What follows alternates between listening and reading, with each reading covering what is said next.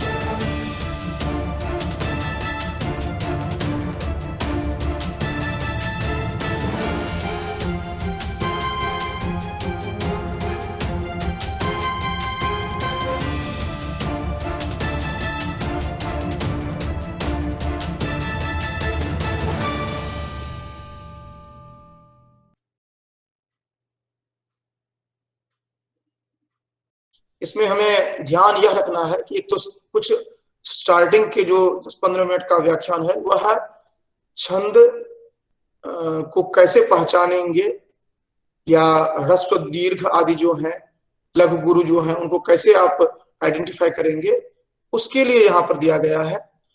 और उसके बाद आप देखेंगे जो कि पाठ्यक्रम में जो निर्धारित है आपका, वह छंद बताया गया है। वहां पर लक्षण दिए गए हैं, उदाहरण दिए गए हैं। इसके अकॉर्डिंग आप प्रैक्टिस करने का प्रयास करेंगे, अभ्यास करेंगे आप। और मुख्य रूप से जो प्रश्न जो बनता है वह या तो छंद के लक्षण से रहेगा, या फिर आप देखेंगे कि उसके उदाहरण को देकर के प्रश्न किया गया रहेगा। इन सबको आप ध्यान में रखते हुए आप अभी का व्याख्यान देख रहे हैं। जैसे कि हमने कल चर्चा की थी, उसी को हम आगे बढ़ा रहे हैं। जैसे कि हमने कहा था, जो कि अक्षर परिमाण के साथ, जहां पर हम अक्षर की गणना के आधार पर या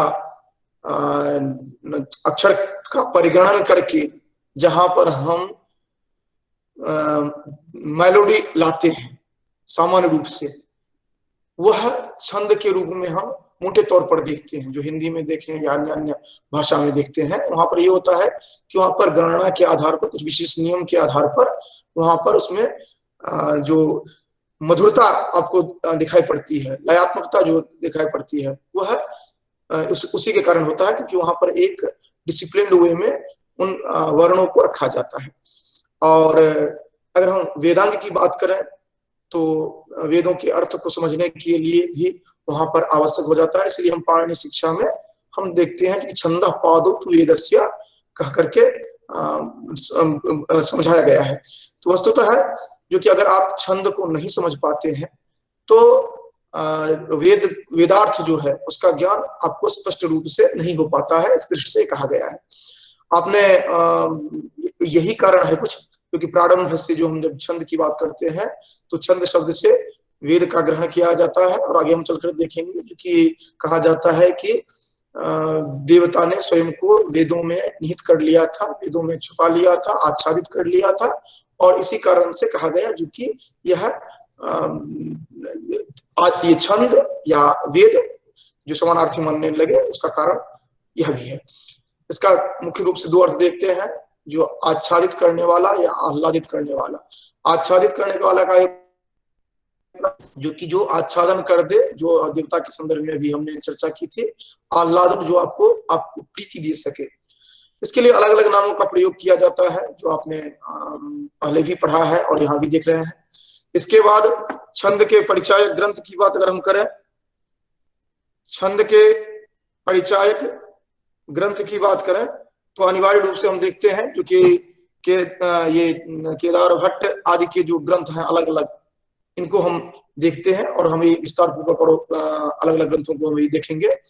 उसके बाद छंद पद का निर्वचन जो है यह विविध ग्रंथों में विविध रूप से दिया गया है, जिस पर आपको विस्तार में नहीं जाना है, लेकिन आपको संदर्भ के लिए रखना है, रेफरेंस के लिए रखना है। कभी मान लीजिए आप शोध पत्र लिखते हैं या इस पर आप पीएचडी करते हैं छंद से संदर्भित, तो आपको आवश्यकता होती है जानने की, तो इसलिए ये दे दिया गया है, इसकी और आवश्यकता नहीं थी यहाँ पर। तो इस पर आपने देख लिया कि छंद शब्द जो है वह छद धातु से निष्पन्न है, जो कि अलग अलग अर्थों में प्रयुक्त होता है, अलग अलग धातु हैं। लेकिन आप यहाँ पर देख रहे हैं जो कि निरुक्त में जो दिया गया है 7वें अध्याय में, छंदांश छादनात्, इसी को आप आधार मान करके चलते हैं। और छंद शास्त्र के अगर आद्य प्रवर्तक कहा जाए तो आचार्य पिंगल है। जब हम आचार्य पिंगल की बात करते हैं तो आप एक बात नहीं भूलें कि इनसे पूर्व छंद का अस्तित्व नहीं था, ऐसा नहीं है। उन्होंने छंद शास्त्र को क्रमबद्ध किया, ये है।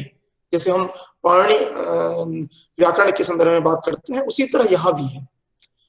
इसके बाद हमने जो छंदांश छादनात् कहा था, इसमें इस तरह प्रसंग मिलता है कि देव जो है वो मृत्यु के डर से वेदों में प्रविष्ट हो गए और अपने आप को छंदों से आच्छादित कर लिया, आबद्ध कर लिया। तो इसी कारण क्या होता है कि ये जो कहा गया है जो कि यह आच्छादित करता है या सुरक्षित करता है, ये इसी संदर्भ में कहा जाता है। छंदा पादुत वेद से हमने पहले देख लिया था। अब अलग अलग जो ग्रंथ हैं, इनकी टीकाएं हैं, ये अलग अलग जगह पर अलग अलग तरह से मिलते हैं, जिसमें कि कुछ महत्वपूर्ण है, जैसे कि आप श्रुतबोध देखेंगे या वृत्त रत्नाकर देखेंगे, आपको छंदो मंजरी देखेंगे, ये आपको बहुत जगह बहुत सारे यूनिवर्सिटीज में आपको देखने को मिलेंगे। अगर लौकिक छंद की बात की जाए तो हम अनुष्टुप या श्लोक से प्रारंभ मानते हैं, और ऐसी जनश्रुति है जो कि महर्षि वाल्मीकि के मुख से इस तरह का अनायास करुणस का जो उद्रेक हुआ था, वही हमारे समक्ष प्रथम लौकिक छंद के रूप में हमें दिखाई पड़ रहा है। और जो कि वहां पर वह जो था मानिषाद प्रतिष्ठाम तमग्न शाश्वती समा यत् क्रौंच मिथुनादेकम अवधि काम मोहितम, यह इसके प्रति जो जनश्रुति जो रही हो, लेकिन अनुष्टुप के बहुत सारे भेद हैं, जिनमें एक जो प्रसिद्ध तथ्य है वह यह है कि अनुष्टुप को श्लोक के रूप में ही प्रचित किया गया है। ठीक है, इस तरह युधिष्ठिर मीमांसक भी चर्चा करते हैं, इसके महत्व को बताते हैं। इसके बाद युधिष्ठिर मीमांसक है व्याकरण शास्त्र के जो इतिहास लिखे गए हैं, व्याकरण शास्त्र का इतिहास, वो बहुत ही विस्तृत रूप में उन्होंने 2 वॉल्यूम में लिखा है, बहुत ही प्रामाणिक ग्रंथ है। तो फिर उसके बाद छंदों के प्रकार अगर आप देखें तो छंदों के प्रकार की बात अगर करें आप तो 2 प्रकार के देखते हैं, वैदिक छंद और लौकिक छंद। वैदिक छंद में हम गायत्री, त्रिष्टुप, जगती, अनुष्टुप, बेहती, पंक्ति आदि जो है इनको देखते हैं, और लौकिक छंद में हम जो यहाँ पर अनुष्टुप आदि जो आर्य आदि जो अभी देखेंगे उन्हें देखते हैं।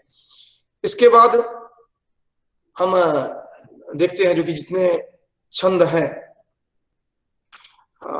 कुछ वैदिक छंद हैं उनको देखते हैं, कुछ लौकिक छंद हैं उनको देखते हैं।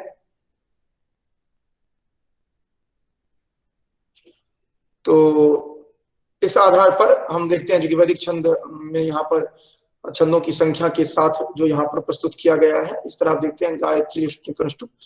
ये भी आपके जो 73 कोड के स्टूडेंट्स हैं उनके लिए ये महत्वपूर्ण है, लेकिन ये ऐसे याद नहीं रहेगा। इसके लिए एक वीडियो वहां पर उपलब्ध है YouTube पर, जो कि उसी चैनल पर मैं आपको लिंक दे दूंगा। ये पहले बैच के लिए बनाया गया था, जिसमें कि 2 श्लोकों के आधार पर आपको संपूर्ण ये गणना कैसे आप ध्यान में रखेंगे ये बताया गया है। तो वैदिक छंद के लिए वहां पर पृथक दिया गया है, उसको आप अवश्य देखें और प्रयास करें कि उन दोनों श्लोकों का भी याद रखें, तभी जाकर के आपको समझ में आ पाएगा यह। नहीं तो केवल ध्यान रखने के लिए आप रख सकते हैं कि गायत्री से लेकर के जो आप उत्कृत तक पहुंचते हैं तो हर एक में 4-4 एक्सटेंड होता जाता है, 4-4 अक्षर बढ़ते चले जाते हैं। जैसे देख रहे हैं आप 24, 28, 32, 36, 40, 44, ये 24 से स्टार्ट होकर के ये कंटिन्यूस ऐसे चलते रहेंगे। ठीक, इसके बाद आप ये अगर लौकिक छंद की बात करें तो लौकिक छंद में कुछ का उदाहरण यहाँ, कुछ का नाम यहाँ। लौकिक छंद में आगे जब बढ़ते हैं तो देखते हैं मात्रिक और वार्णिक। मात्रिक छंद को जाति भी कहा जाता है, वार्णिक छंद को वृत्त कहा जाता है। ये ध्यान रखेंगे क्योंकि जब आगे आप छंद का लक्षण देखते हैं या विवरण देखते हैं तो वहां पर अनिवार्य रूप से मात्रिक छंद और वार्णिक छंद की बात नहीं करते हैं, करते हैं जाति या वृत्त की बात करते हैं।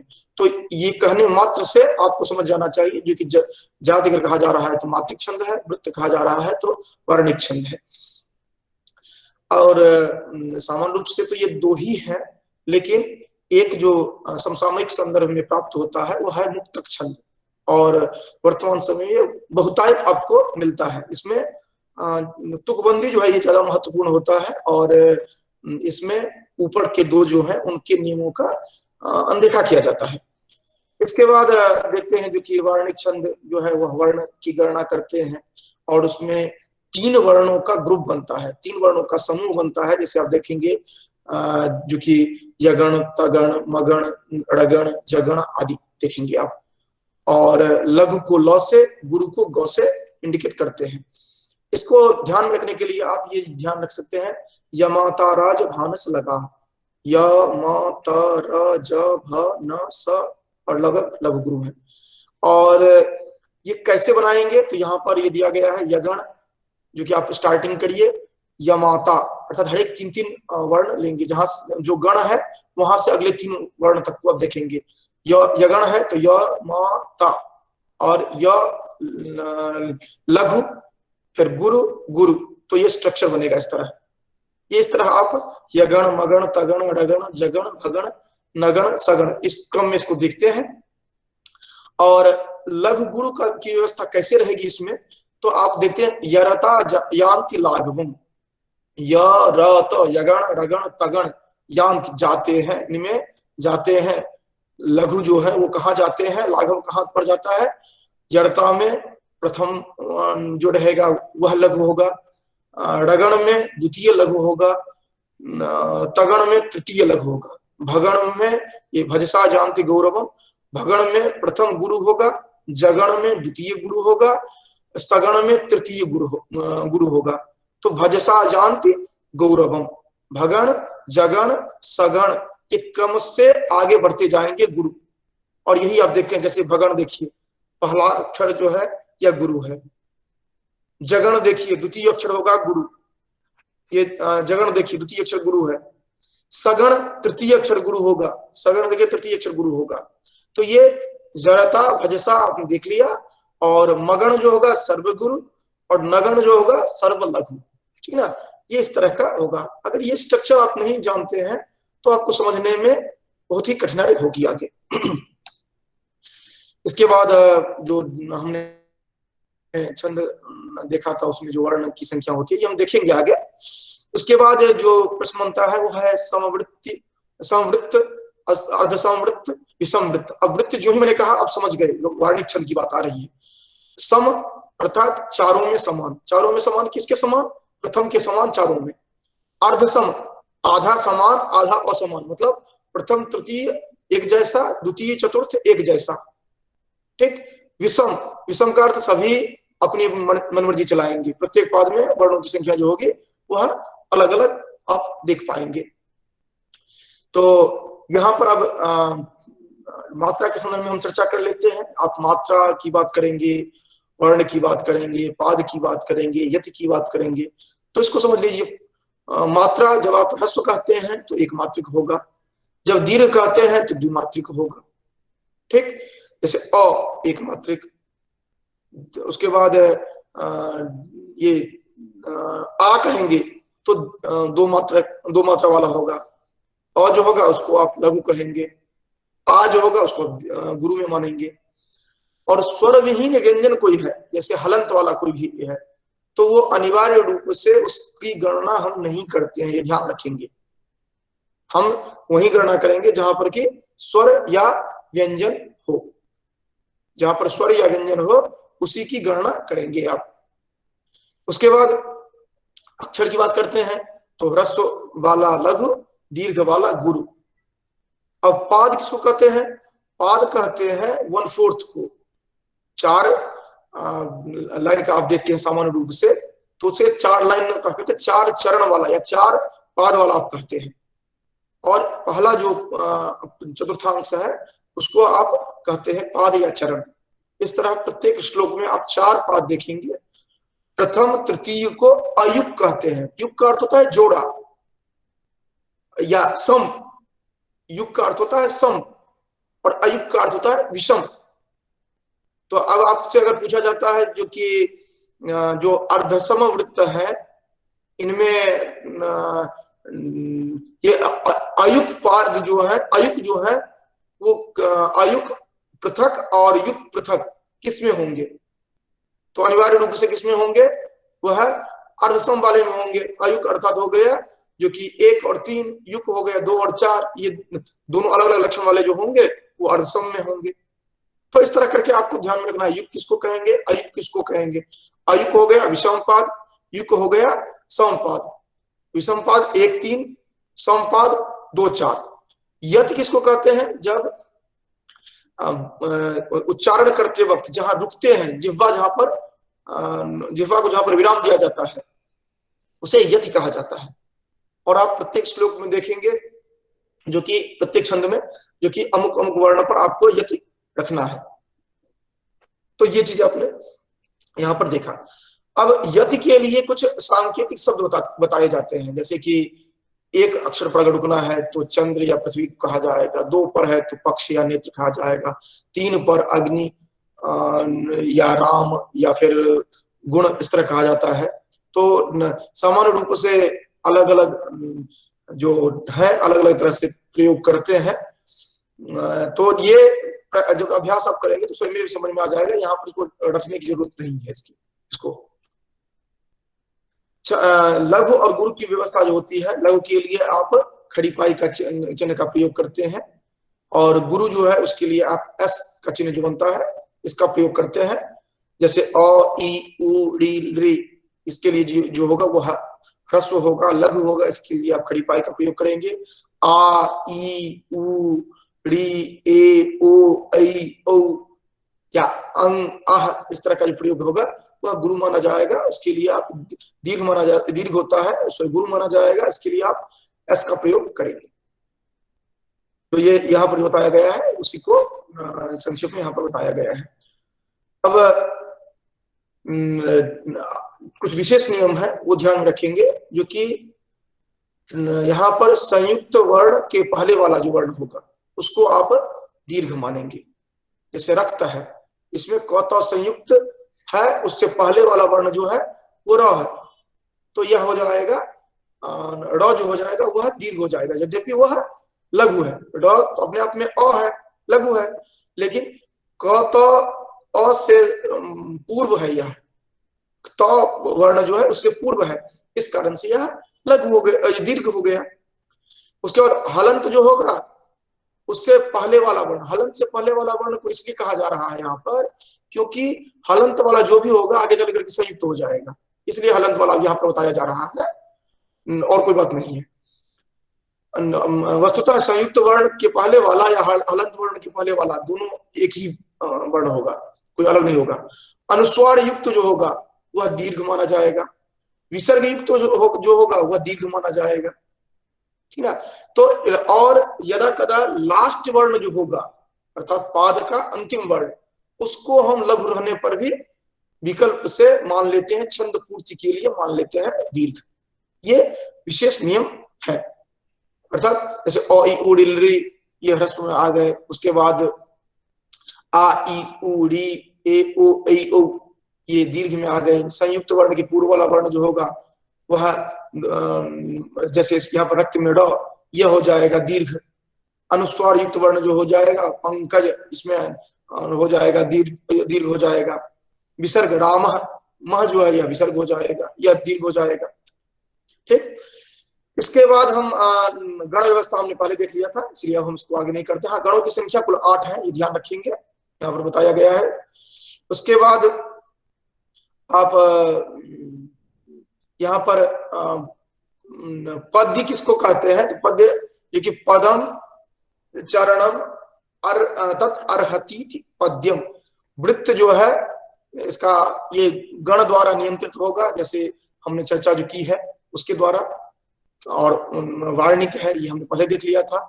जाति मात्रा के द्वारा निर्धारित होना है, कि आपने पहले देख लिया है, जैसे आर्या वगैरह देखेंगे, यह जाति है और यह मात्रा के आधार पर इसकी गणना करेंगे। और वृत्त में आप करेंगे तो मात्रा के आधार पर, लेकिन वह गण को ज्यादा महत्व दिया जाता है वहां पर, ये ध्यान रखेंगे। गणना जो आपको होगा गण के आधार पर, वहां भी मात्रा को तो देखना ही पड़ेगा आपको, लेकिन गण पहले देखेंगे वहां पर। समवृत्त का लक्षण, अर्ध समवृत्त का लक्षण, विषमवृत्त का लक्षण यहाँ पर बताया गया है, यह रेफरेंस के लिए रखिए। ये हमने देख लिया था, यति किसको कहा जाता है? विश्रांति, जिह्वा जहां पर यथेच्छित स्थान पर जो उसका विराम होता है उसको कहा जाता है यति।